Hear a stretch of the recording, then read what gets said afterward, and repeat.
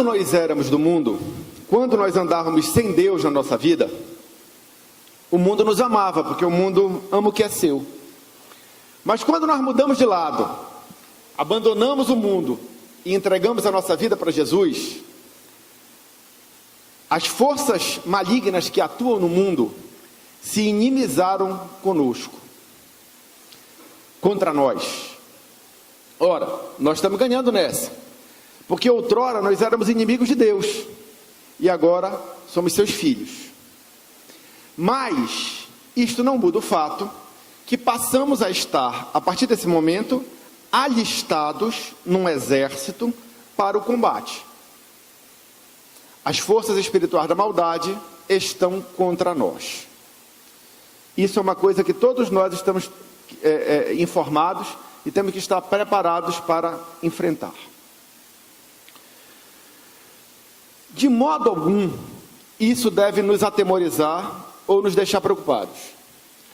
Porque se nós estamos em íntima e perfeita comunhão com Deus, nós estamos protegidos pela mão poderosa do Senhor. O diabo nada mais pode fazer do que nos circundar, como um leão procurando alguém para devorar. Mas é só rugido. Morder, nessa situação, ele não pode. E é por isso que nós aprendemos, pelo Espírito Santo de Deus, através dos apóstolos, que nós temos a obrigação de, uma vez estando sujeitos a Deus, resistir ao diabo, até que ele fuja de nós. Porque ele não pode nos morder, enquanto estivermos firmados no Senhor, protegidos pela sua poderosa mão. Isso é registrado na Bíblia em várias passagens. Eu trouxe aqui só duas, para nós ilustrarmos isso que está sendo explicado aqui. A primeira é Tiago, capítulo 4, verso 7, que diz assim: sujeitai-vos, pois, a Deus, resisti ao diabo, e ele fugirá de vós. O que é que significa estar sujeito a Deus? Significa estar protegido pela sua mão, mediante um acordo. Significa estar aliançado com Deus. Significa estar se relacionando com Deus, mediante propósitos de obediência, em que Ele dá a direção e nós seguimos a direção que Ele manda. Nessa circunstância, o diabo não pode fazer nada contra a igreja. Por quê? Porque nesta condição ele não tem espaço para agir. Não tem espaço. E a ordem que nós recebemos do Espírito Santo através dos apóstolos é muito clara. Diz Paulo aos Efésios: não deis lugar ao diabo, ou seja, resista a ele, sujeito a Deus. Ele nunca vai ganhar essa parada, ele vai fugir da nossa presença. O apóstolo Pedro também falava nos mesmos termos que o apóstolo Paulo e que o apóstolo Tiago. Lá em 1 Pedro 5, 8 e 9, ele diz o seguinte: sede sóbrios, quer dizer, não embriagados, sejam sóbrios, quer dizer, tenham a mente de vocês focada, a mente limpa, clara, certo? Quando a pessoa toma álcool em excesso, ela fica porre. O que ela perde? Ela perde a sobriedade, certo? Então, sede sóbrios, estai alertas, vigiai, porque o diabo, vosso adversário, anda em derredor, bramando, rugindo, como um leão, buscando a quem possa tragar. E a estratégia de Satanás é bem feita. Ela objetiva enganar, se possível, até mesmo os próprios eleitos. Isso não pode ser negligenciado da nossa parte. Por isso que nós temos que ser sóbrios e vigilantes. Veja bem, irmãos, é Deus quem nos protege, é o poder dele que nos coloca a salvo. Se o Senhor não guardar a cidade, em vão vigia a sentinela. Qualquer esforço para nós nos mantermos sóbrios, qualquer esforço para nós nos mantermos acordados, qualquer esforço para nós nos mantermos vigilantes, na nossa própria força seria inútil. É Deus que nos guarda. Ninguém está tirando aqui o mérito divino, muito pelo contrário. A nossa resistência ao diabo só funciona quando estamos sujeitos a Deus. É dele que vem toda a proteção. Mas nós temos uma participação nesse processo. Qual é? A de nos mantermos sóbrios e vigilantes. Deus nos protege das ações diabólicas, mas requer de nós foco, requer de nós atenção. Isso nos cabe, porque o diabo está procurando justamente isso, momento oportuno. E quando é que ele encontra momento oportuno para nos tragar? Quando nós perdemos a sobriedade e baixamos a guarda da vigilância. Entenderam, irmãos?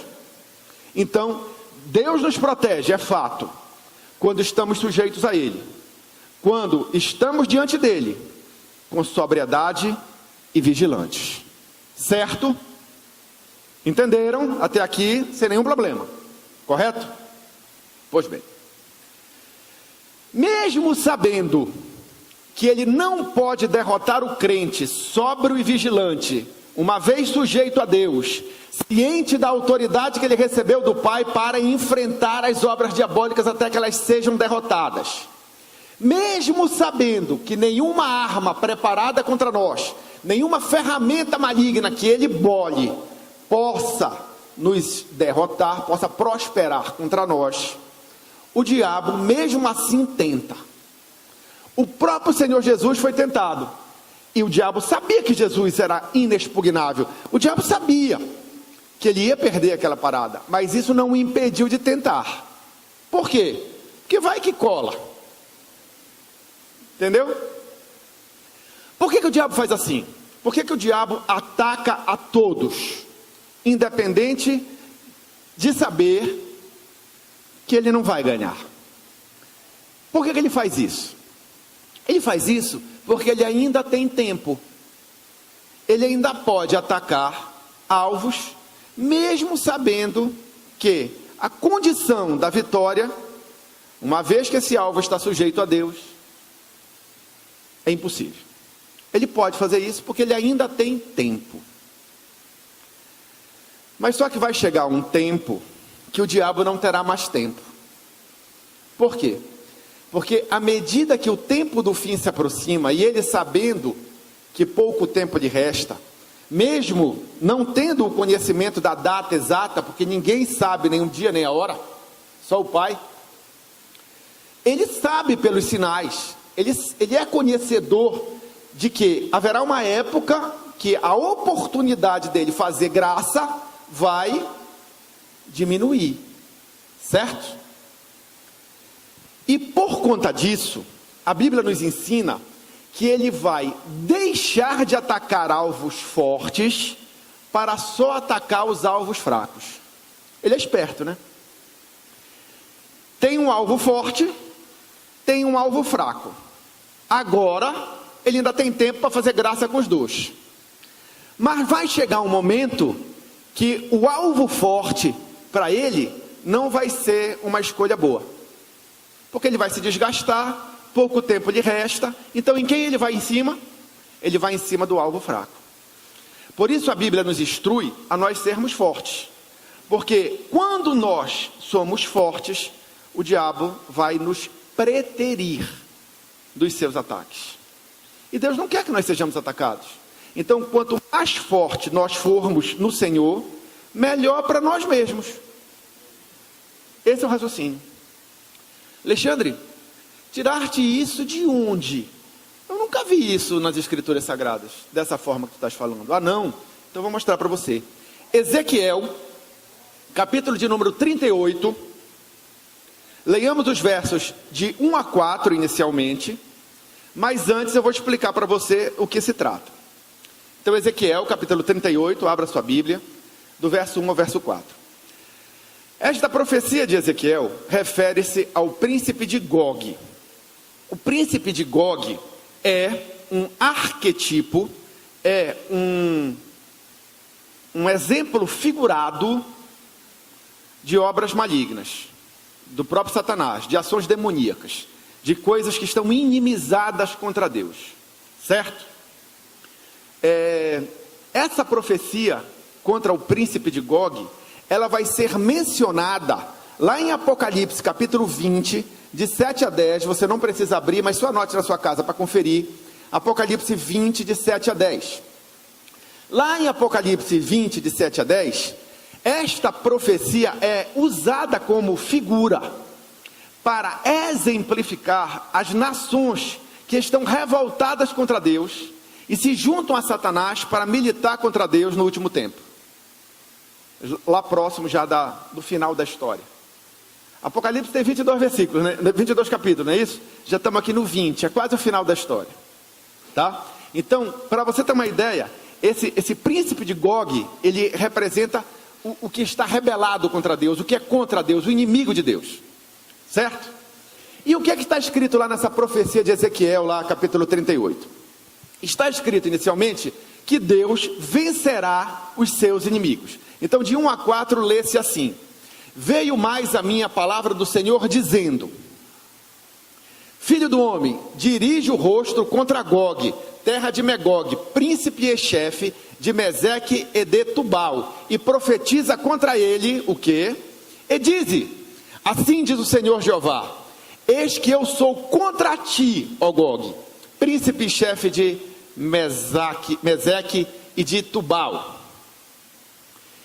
E te farei voltar, e porei anzós nos teus queixos, e te levarei a ti, com todo o teu exército, cavalos e cavaleiros, todos vestidos bizarramente, congregação grande, com escudo. 4. Com escudo e rodela, manejando todos a espada. Deus vencerá os seus inimigos, por mais que eles estejam guardados com escudos e com rodelas, que são escudos pequenininhos. Eles usavam um escudo grande num braço e um escudozinho pequenino na outra mão, e tinham espadas. E essa roupa bizarra que eles vestem é aquela armadura de combate, assim, bem exuberante. Quer dizer, por mais que seja um inimigo poderoso, Deus vai derrotá-los e vai botar anzós nos seus queixos. Anzol no queixo, anzol no nariz, é o que marcava a derrota. Quando aqueles povos antigos derrotavam os exércitos inimigos, eles prendiam as pessoas pelo queixo, aqui embaixo do osso, e prendiam no nariz também com anzós, e saíam puxando. Entendeu? Quer dizer, era a derrota final, era a humilhação final. Deus está botando aqui na profecia de Ezequiel capítulo 38, que os seus inimigos terão esse fim. Mas antes disso, acontecerão coisas. De 10 a 12, lá do mesmo capítulo 38 de Ezequiel. Olha o que vai acontecer. Presta atenção. Assim diz o Senhor Jeová: e acontecerá naquele dia, lá na batalha, que terás, falando do príncipe de Gog, imaginações no teu coração, e conceberás um mau desígnio.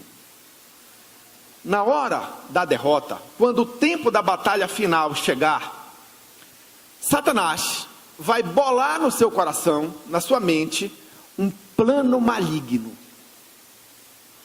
Ele veio para roubar, matar e destruir, pessoal. O que ele puder levar com ele, ele vai levar. Não dê lugar ao diabo. Entendeu? Qual é o desígnio maligno? E dirás. Então, Satanás vai dizer na sua mente, vai tramar no seu coração: o príncipe de Gog: subirei contra a terra das aldeias não muradas. Opa, subirei contra a terra das aldeias não muradas. Isso é muito importante. Virei contra os que estão em repouso e que habitam seguros. Todos eles habitam sem muro e não tem ferrolho nem porta. Presta atenção. Crente forte é aquele que está murado contra Satanás, cuja vida tem porta trancada com ferrolhos resistentes.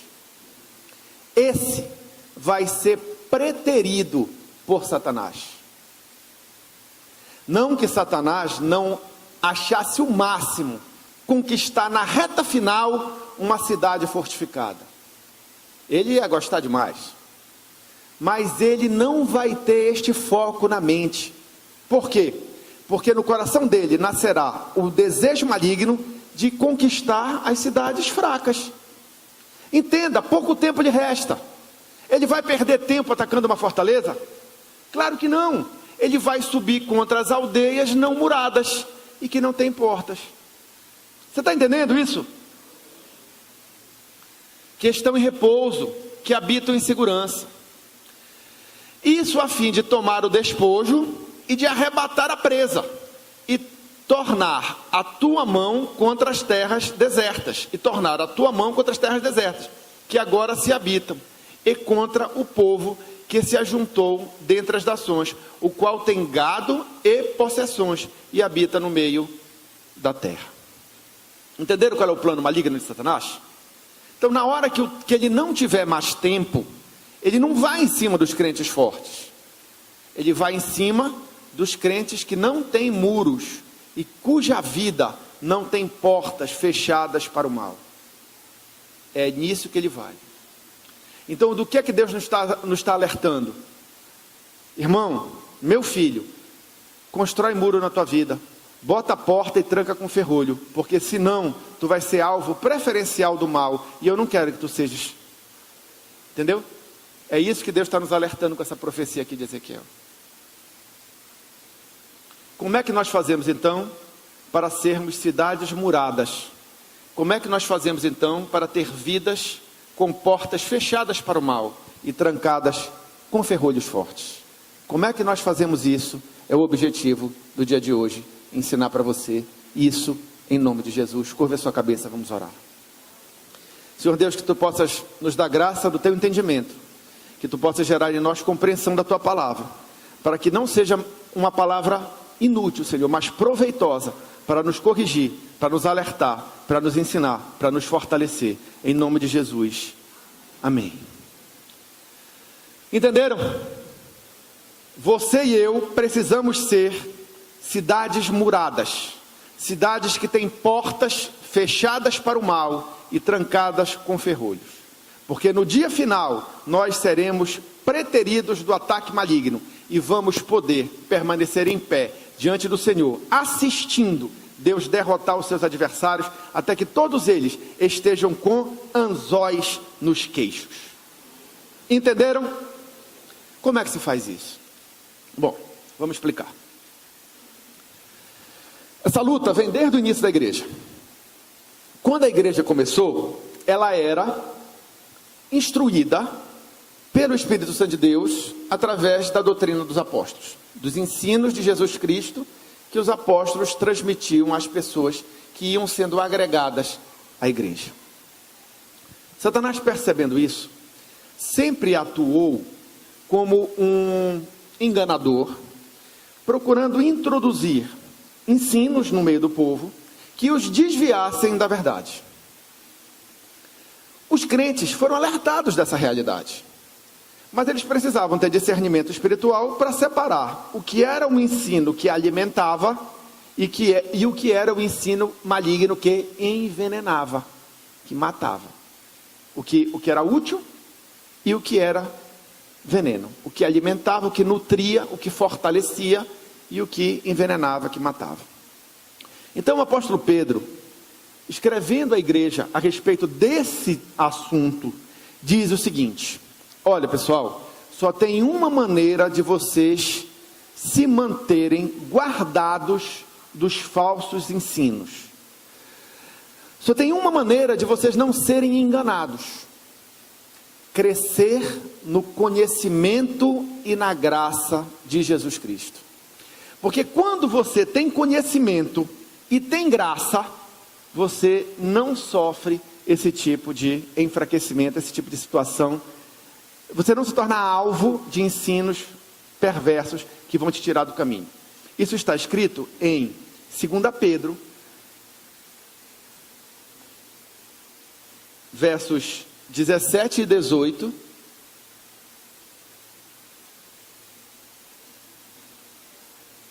Não, o 2 Pedro está certo. Só o versículo aqui, espera lá. O capítulo, na verdade.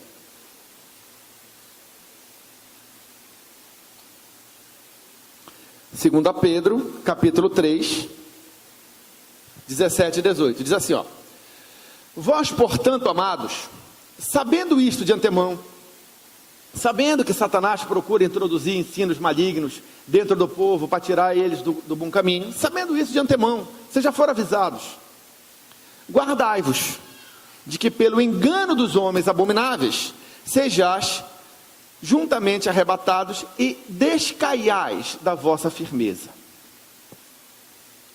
Antes, ou seja, ao invés de cair no conto do vigário, ao invés de cair no ensino fraudulento, antes crescei na graça e conhecimento do nosso Senhor e Salvador Jesus Cristo. A Ele seja dada a glória, assim agora como no dia da eternidade. Amém. Então, como é que você constrói a muralha? Como é que você constrói uma porta com ferrolhos para o mal? São dois ingredientes, dois materiais: graça e conhecimento. Conhecimento e graça. Entendeu? O crente que conhece e o crente que está cheio da graça é crente forte. Esse é intragável para Satanás. Ele não consegue botar dentro da boca. Então vem a pergunta: como se cresce no conhecimento e como se cresce na graça? E por que o crescimento tem que ser de conhecimento e de graça? Não pode ser só de um, nem só do outro. Vamos tentar entender essas questões agora? Então vamos lá. Primeiro, como se cresce no conhecimento? Para você crescer no conhecimento de Deus, você precisa respeitá-lo.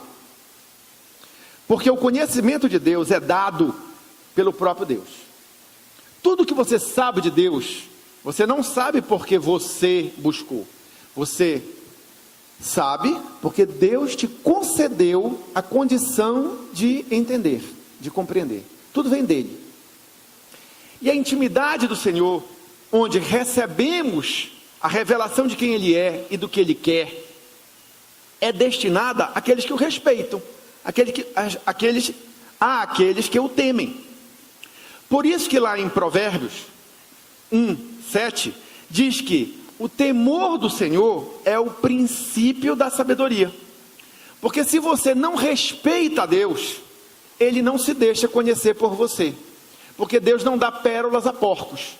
Deus não se revela para quem não está disposto a obedecê-lo. Deus não se revela na sua intimidade, nos seus planos, para quem não está nem aí para Ele. Para quem não tem um coração desejoso de observar aquilo que Ele está falando. Ele não se revela. O princípio da sabedoria é o temor do Senhor. Os loucos, entretanto, desprezam a sabedoria e a instrução que vem do alto. Muitas vezes se acham até sábios a seus próprios olhos, confiam mais no seu entendimento humano do que propriamente naquilo que Deus estaria disposto a revelá-lo. Para crescer no conhecimento, Deus requer uma entrega do nosso intelecto. Para crescer no conhecimento, Deus quer a nossa mente colocada na mão dele. Quando nós tememos a Deus, quando nós respeitamos a Deus, quando nós respeitamos a sua palavra e estamos verdadeiramente, sinceramente desejosos de a cumprir, Deus investe em nossa vida, colocando no nosso intelecto a sua vontade. É uma questão de mente. Por isso, crescer no conhecimento de Deus, embora requeira primariamente temor, também requer estudo. Estudo. É por isso que nós, nas igrejas evangélicas de modo geral, incentivamos o estudo da Bíblia, o estudo das Escrituras Sagradas, porque julgamos nelas estarem reveladas as necessidades do homem e também revelada a vontade de Deus para a humanidade. Entendeu?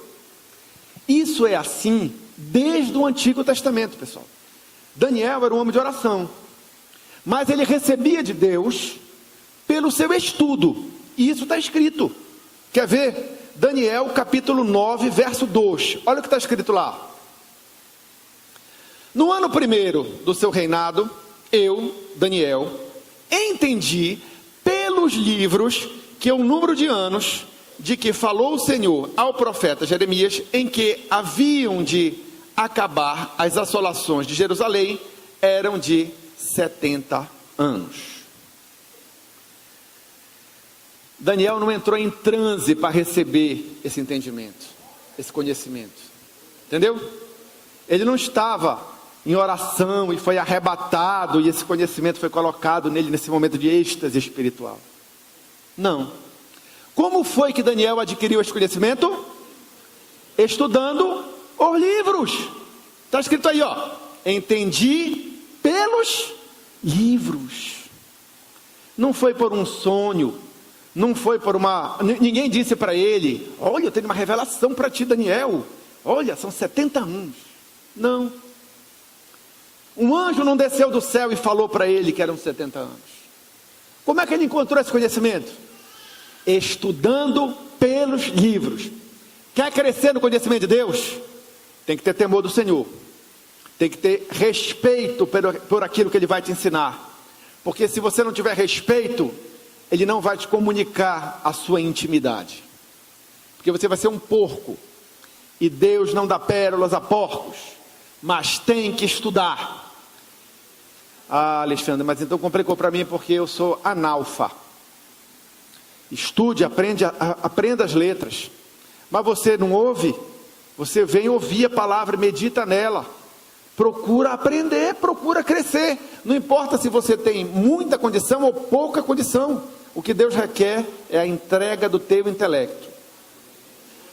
Os apóstolos de Jesus eram homens simples, pescadores da Galileia. Entretanto, quando eram levados diante das autoridades letradas, faziam discursos extremamente bem construídos e espantava as autoridades. E muitos diziam: como podem homens simples, pescadores da Galileia, falar essas coisas? É a entrega do intelecto humano nas mãos de Deus. Não se trata de estudo formal, embora estudo formal seja útil, sim. Tem que estudar. Nós como cristãos, nós como filhos de Deus, temos que ser os melhores em tudo, tanto nas coisas dessa vida, quanto nas coisas do porvir. Entendeu? Mas que se aprende e se cresce no conhecimento de Deus, estudando a Bíblia, isso é fato. Daniel está aqui para nos deixar o exemplo. E há outros. No Novo Testamento, quando o Evangelho chegou às cidades da Ásia Menor, chegou a uma cidade chamada Bereia. Lá em Bereia, há um elogio a eles. Por quê? Porque as pessoas em Bereia, ouvindo o Evangelho, não o engoliram de graça. Foram consultar as Escrituras para ver se aquilo que os apóstolos estavam ensinando era casado com aquilo que os profetas haviam ensinado no passado. Isso está escrito em Atos dos Apóstolos,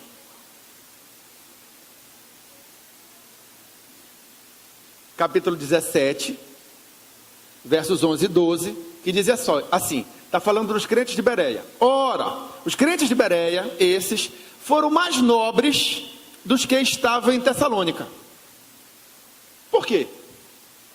Porque de bom grado receberam a palavra, examinando cada dia nas Escrituras se essas coisas eram assim. Entendeu? Então eles ouviam a mensagem e corriam por livros, iam estudar para ver se aquilo que estava sendo dito de fato batia com aquilo que estava escrito. De sorte que creram muitos deles, e também mulheres gregas da classe nobre, e não poucos varões, não poucos homens. Quer dizer, foi uma fé, foi uma conversão fundamentada em conhecimento, uma conversão elogiável. Está registrado aqui a nobreza deles de estudarem. Se você ouvir alguém dizendo para você que estudo não é bom, isso vem do diabo. Todas as pessoas que procedem desta forma são diabólicas. Todas as pessoas que tiveram algum sucesso nesta vida e dizem que não precisaram de estudo, ou que estudo é inútil, estão mentindo. Mentindo. Estudo é bom sim. E eu e você, como filhos de Deus, temos que ser estudiosos. Tanto das coisas dessa vida, quanto das coisas espirituais das Escrituras Sagradas. E eu até me atrevo a dizer que, sem dúvida nenhuma, muito mais importante é ser sabido das Escrituras Sagradas.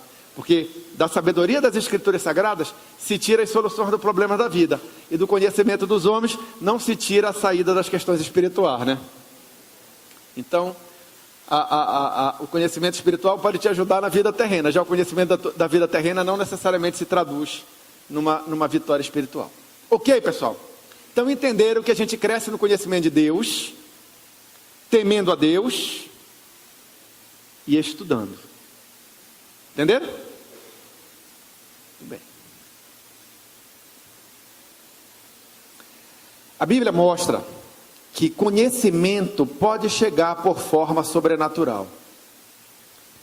José teve conhecimento revelado em sonho. No Novo Testamento, Pedro teve conhecimento revelado em visões. Mas de forma alguma, isso tira o caráter balizador, o caráter de juiz, o caráter de balança das sagradas letras.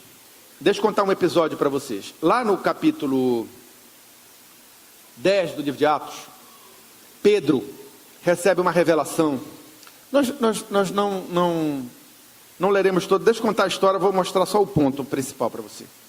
Pedro recebe uma revelação de que ele deveria matar e comer animais imundos, segundo a lei do Antigo Testamento.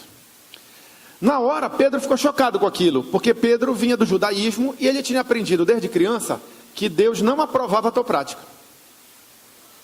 Então, num primeiro momento, ele ficou aturdido. Mas aí, o conhecimento foi amadurecendo. Aquela visão chocante para Pedro foi amadurecendo. Pedro começou a examinar a visão à luz do que as palavras de Jesus diziam. E à luz do que o Espírito estava fazendo na igreja. E à luz do que os profetas ensinavam. Tá certo?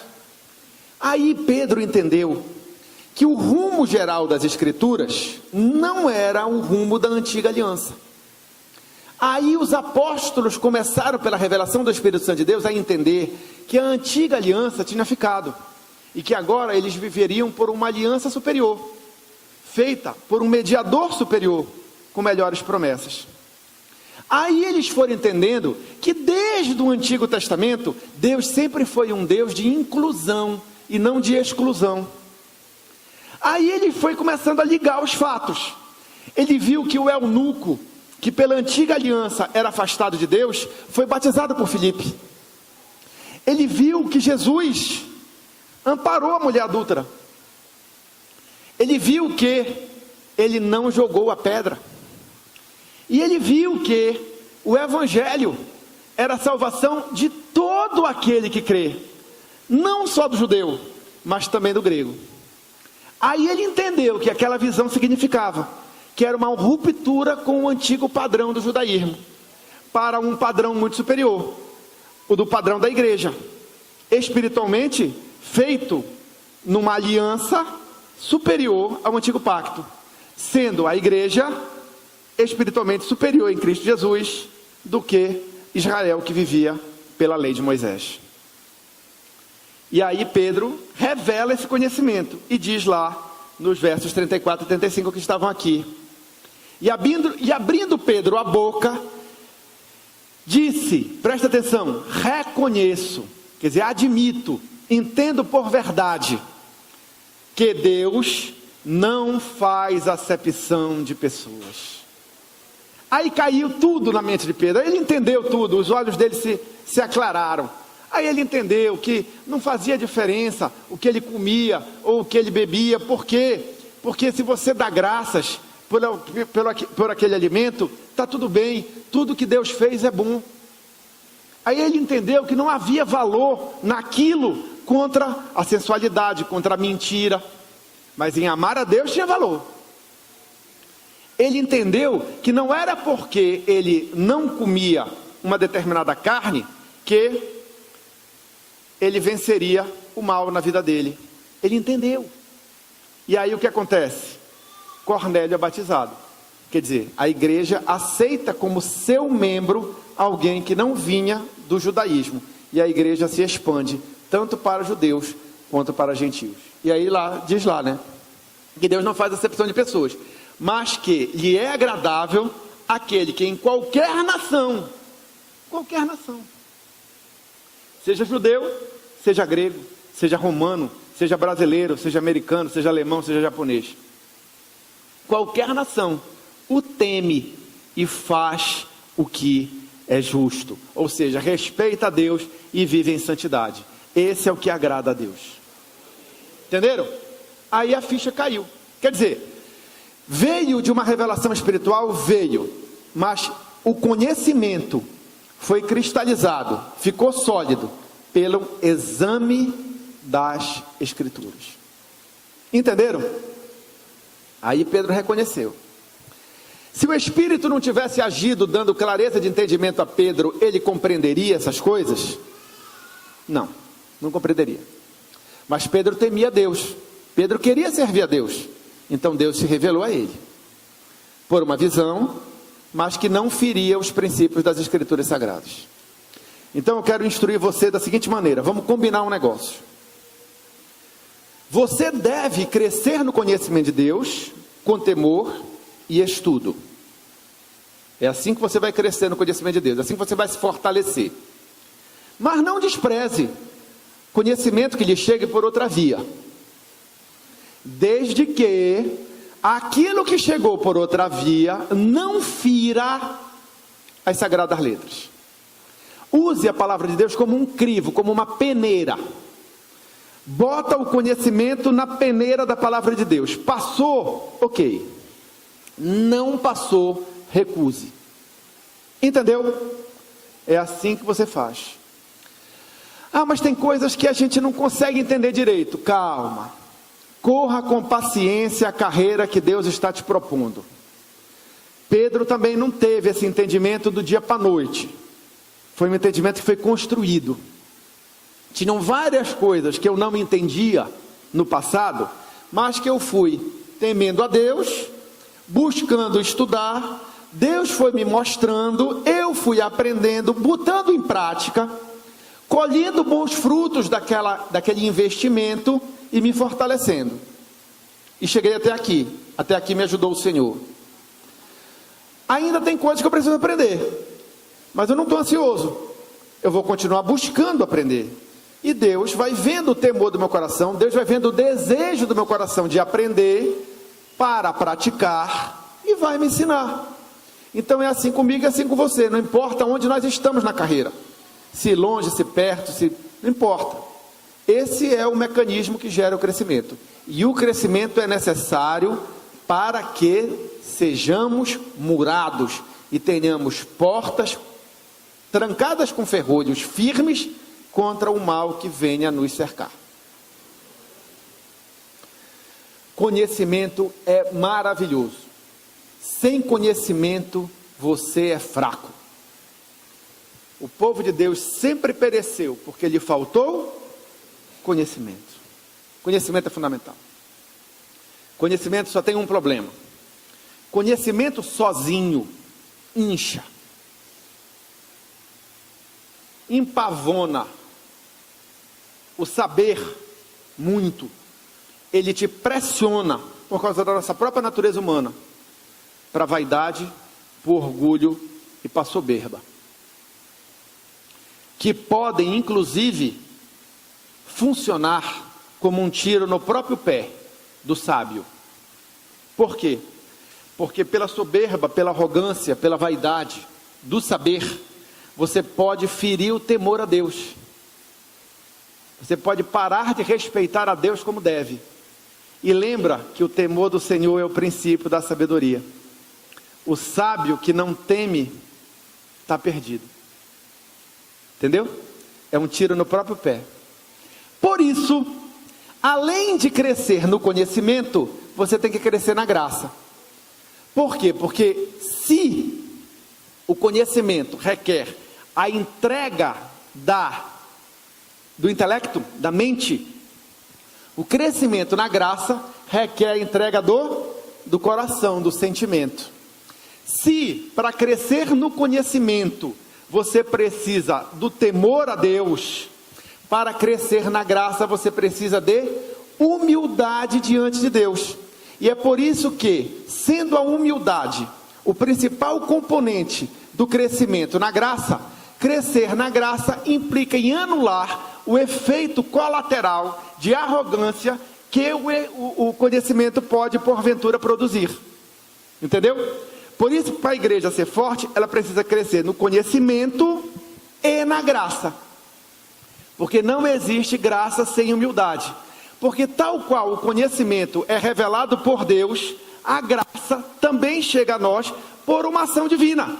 E só chega para quem é humilde diante do Senhor. Porque assim está escrito em Tiago 4,6, que diz assim: antes da maior graça, portanto diz, Deus resiste aos soberbos, dá porém graça aos... Então quer crescer na graça? Quer crescer na graça? Seja humilde. Entendeu? Porque a humildade é que faz com que a graça de Deus seja depositada abundantemente sobre nós. Sem humildade não tem graça. Tem que temer a Deus para ter conhecimento. Tem que ser humilde diante de Deus para ter graça. E aí o cristão cheio de graça e de conhecimento, Satanás não pode. É intragável para ele. Não dá. Ele desiste. O que é graça? Graça é o ato de ser agraciado. Você já foi agraciado com alguma coisa? O que é ser agraciado? Graça é receber de Deus um favor, um dom imerecido. Graça desperta em nós gratidão. E é esta gratidão que Deus quer ver em nós, agregado ao conhecimento, a fim de que nos fortaleça. Deixa eu explicar para você agora como é que as duas coisas funcionam juntas. Por que não pode ter conhecimento sem graça e graça sem conhecimento? Por que as duas isoladamente não produzem bom resultado? Vamos dar um exemplo assim bem simples. Eu acordei hoje de manhã, respirando, minha família toda comigo, graças a Deus todos com saúde. Eu pude vir para a igreja, eu tive o privilégio de adorar a Deus com a minha fazenda. Eu estou muito alegre hoje. E essa graça de Deus, que me permitiu tudo isso, me fortaleceu. Por quê? Porque eu tenho conhecimento de que se eu acordei hoje de manhã, foi porque a misericórdia de Deus se renovou sobre a minha vida. Foi porque Ele me permitiu. Então, quando eu alio a graça que eu recebi de Deus, certo? Com o conhecimento, e junto, isso gera em mim um fortalecimento. Eu estou animado aqui, eu estou forte. Por quê? Porque eu aliei a graça com o conhecimento. Agora, eu poderia ser agraciado da mesma forma, como muitos foram hoje de manhã também. Não só eu, mas muitas pessoas hoje também acordaram, também respiraram, e quando foram tomar café, encontraram a sua família toda com saúde. Mas não estão felizes por causa disso. Por quê? Porque elas não conhecem a Deus. Porque elas não sabem que isso não está acontecendo por acaso. Isso está acontecendo porque Deus as agraciou. Mesmo que elas não sejam filhos de Deus. Porque o sol nasce sobre justos e injustos. E a chuva também cai sobre justos e injustos. Mas essas pessoas não sabem disso. Então essa graça que elas receberam não lhes gera fortalecimento. Porque elas não têm conhecimento. Entenderam? Então a graça sem conhecimento, ela não tem valor. A graça só tem valor para quem conhece. Da mesma forma, o conhecimento sem graça também não funciona. Porque eu poderia saber de todas essas coisas, mas se eu não tivesse a condição de encontrar motivos para louvar a Deus na minha vida, do que me adiantaria saber? Entendeu? Então, graça e conhecimento, para fortalecer, eles têm que sempre andar juntos. Juntos. A ordem é: crescei no conhecimento e na graça e no conhecimento. Algumas versões falam na graça e no conhecimento, outras falam no conhecimento e na graça. Talvez de propósito, justamente para que nenhuma seja, vamos dizer assim, preferida em relação à outra. Porque elas são indissociáveis. É como cimento e pedra. Entendeu? Não adianta fazer uma muralha só de pedra, não adianta fazer uma muralha só de cimento. Entendeu? São os dois ingredientes da muralha. São os dois componentes da porta forte, bem trancada com ferrolhos. E aí vem um desafio para todos nós. Ou nós crescemos no conhecimento e na graça de Deus e nos tornamos cidades fortificadas, ou vamos achar que não precisamos de nada disso e vamos deitar em berço esplêndido, vamos acabar perdendo a sobriedade, vamos acabar não vigiando, e na hora que Satanás resolver botar as garras dele para fora, ele vai pular no pescoço de quem? Do forte ou do fraco? E quem for fraco nessa hora vai se estrepar. Entendeu? Então, hoje nós temos a oportunidade de, diante deste entendimento que aqui foi gerado, tomarmos a decisão de nos mantermos sóbrios e vigilantes e crescer no conhecimento com temor, entregando a Deus o nosso intelecto e estudando a palavra de Deus, e de crescer na graça, com humildade, reconhecendo que toda boa dádiva e todo bom dom perfeito só provém de Deus, cuja bênção enriquece e não traz desgosto. É só isso, pessoal. Deu para entender? Então agora vamos consolidar esse momento orando a Deus. Pastor Monteiro, apóstolo Monteiro, pode vir aqui conosco.